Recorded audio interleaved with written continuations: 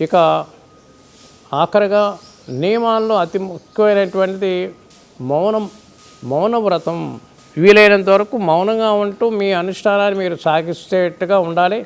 మరి ఆ మౌనంలో ఉన్నప్పుడు కలిగే లాభాలు ఎన్నో ఉన్నాయని చెప్తుంది శాస్త్రం. మనం ఒక నదిని ఎటు వెళ్లకుండా ఒకే దగ్గర స్టోరేజ్ చేయాలంటే దానికి ఆనకట్ట కడతారు. దాన్నే ప్రాజెక్ట్స్ అంటారన్నమాట. మరి మన దగ్గరలో ఉండేటువంటి ఆనకట్టలు ఉన్నాయి. ఆ ప్రాజెక్ట్ దేని కడుతున్నారు? నీరుని వృధా చేయకుండా అది స్టోరేజ్ చేసేటువంటి విధానం అదొకది. అలాగే మన బ్యాంకులో డిపాజిట్ చేసుకుంటాం, ఫిక్స్డ్ డిపాజిట్ కదలకుండా అలాగుంటుంది అనమాట.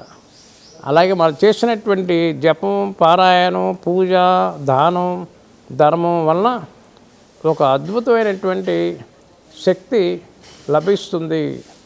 ఆ శక్తి ద్వారానే మనకి మౌనం ద్వారా మీరు చేసినటువంటి ఆ పుణ్యప్రదం అంతా కూడా స్టోరేజ్ అయి ఉంటుంది. మీకు అవసరం ఉన్నప్పుడు ఉపయోగపడుతుంది. కాబట్టి మౌనాన్ని ఎక్కువ పాటించాలి.